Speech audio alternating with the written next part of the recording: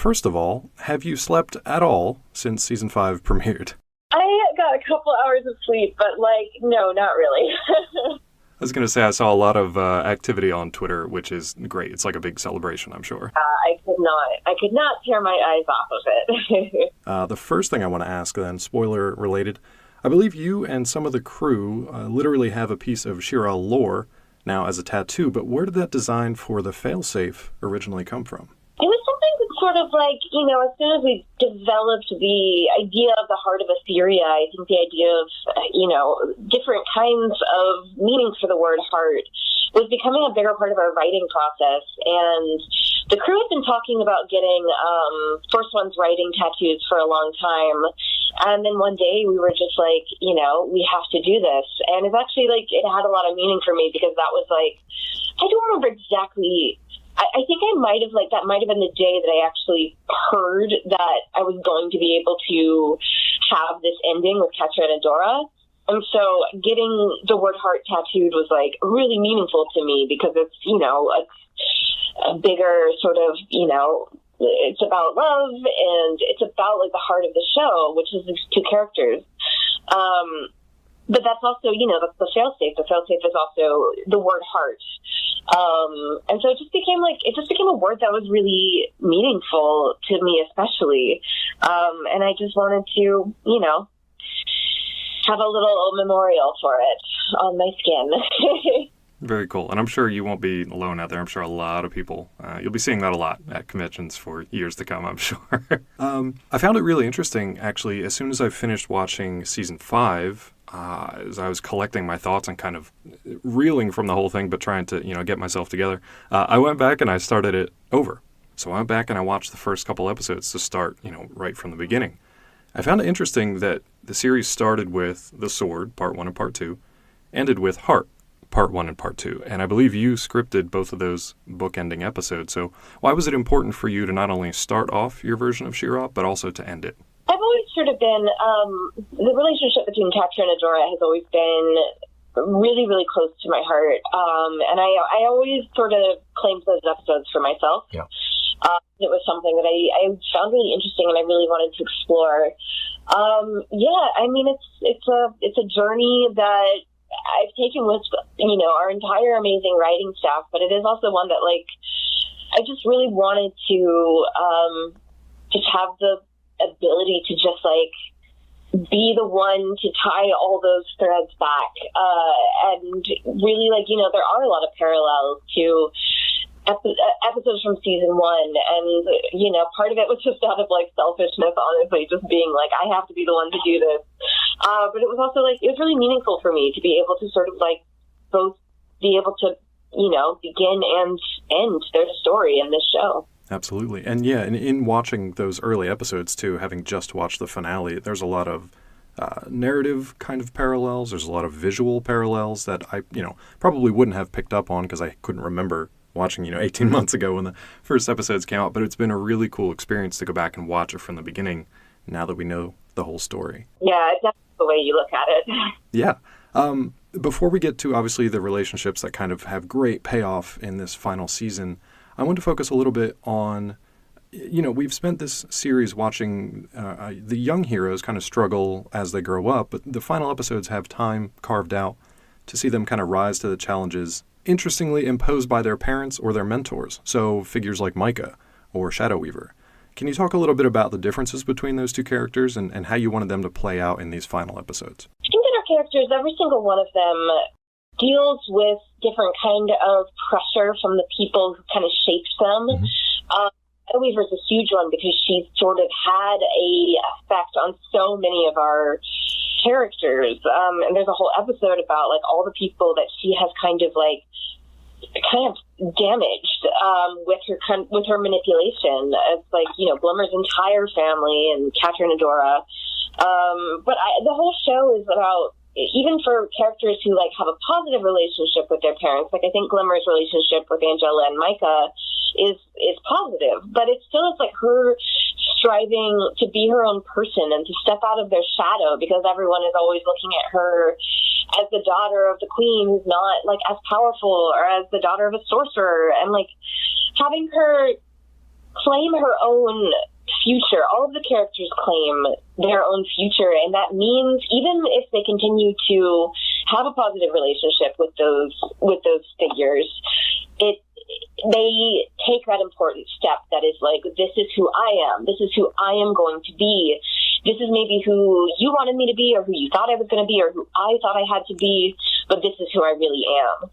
And so all of those characters sort of deal with that. I mean, Bo as well, like, he's had that story in his life with his dad, even though, again, he has a positive relationship with them. It's still like these characters are really setting out on their own. They're truly adults at this point. They're deciding who they want to be for the rest of their lives.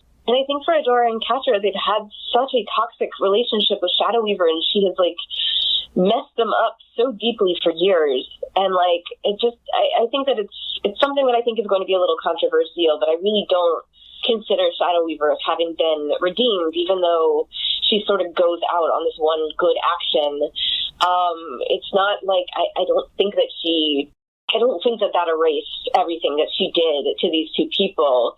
But I think that she gave them what they needed to move forward and to, continue their lives without her in it, which, I felt that we needed to do in a way that was somewhat affirming for both of them.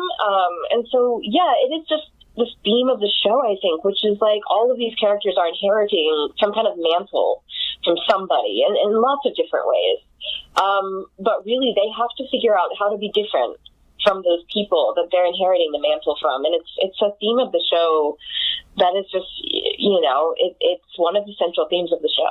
That's really well said. But speaking of relationship stuff, huge payoffs and dividends in this final season here for everybody who's been waiting for everybody to pair up for 5 seasons. So we've got Bo and Glimmer. We've got Seahawk and Mermista. We've even got kind of an interesting relationship with Entrapta and Horde. And then obviously CatrAdora. But did you know from the beginning how everybody was going to pair off, or is that something that kind of developed over time? That was something I think that it was starting the show. There was definitely like Catra and Adora, I think, was the sort of our OG pairing, and then I think I knew which direction I wanted it to go in, but I also wanted to be sensitive and make sure that it's really like I don't think you can really try and like force those relationships if it's not working or if it's not really hitting. And so I wanted to keep it open-ended enough where like if it felt more natural for them to go in a different direction or for them to end up with someone else, that they were sort of free to do that. But we did, I think all of the couples that you listed, we like knew pretty early on. I think that's how it tends to work with stories. The sort of the one that you like latch onto the earliest, this is definitely not a hard and fast rule, but it does tend to be the one that you kind of like hold a little closer to your heart. So yeah, there were a few, I think, that developed sort of naturally or as a result of like conversations with the crew. I think Scorpia and Perfuma, even though that one's a little more subtle, it was one that was like, it wasn't a plan earlier on, but it kind of developed during the course of the show.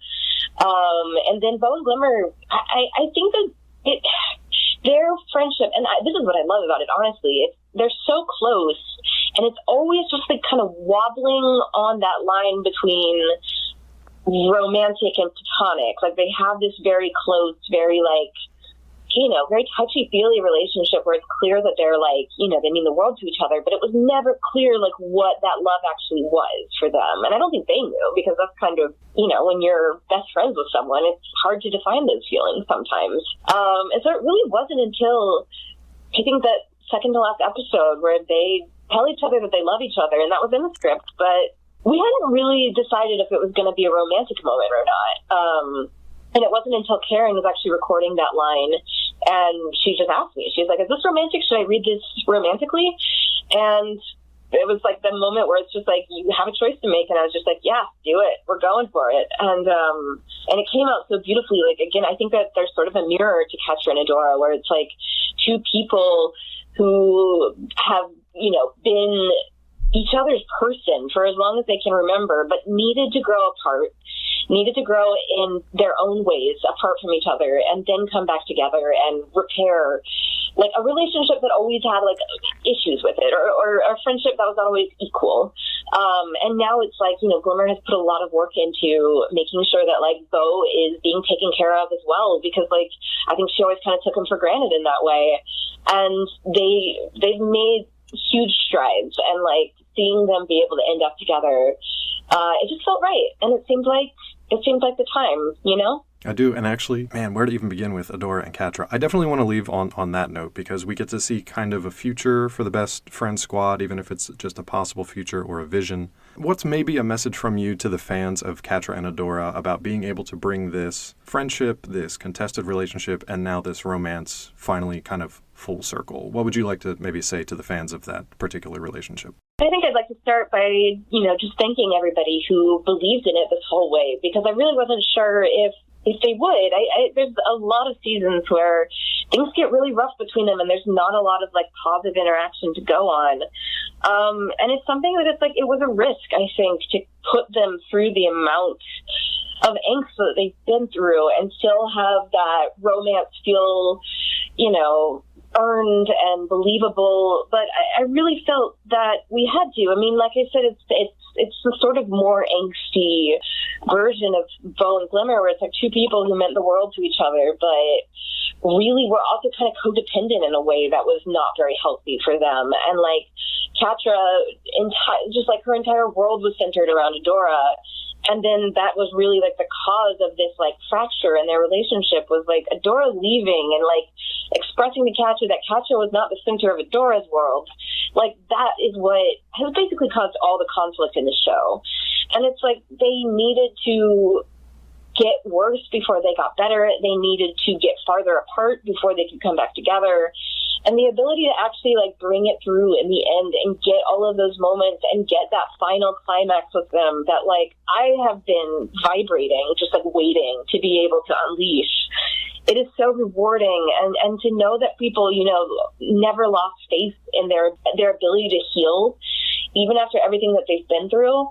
And for me, it's just really, really, it's huge to have a character who makes so many mistakes like Catra has, and has done so many things wrong, and then have her choose to try and change and to try and become a better person and to try and really repair these relationships in her life. And it's really satisfying, I think, to be here at the end and have it all out there. And I'm really, really glad that the fans have been responding to it positively. And it's a little piece of my heart. It was absolutely satisfying and very rewarding to see that payoff at the end. And it even more so to be able to go back to the beginning and watch it again, knowing how everything ends up. All those things kind of line up, and it's been a fantastic experience. So thank you once again. And please go enjoy your well-earned celebration this weekend now that She-Ra is out for everybody to see. Thanks again. Thank you.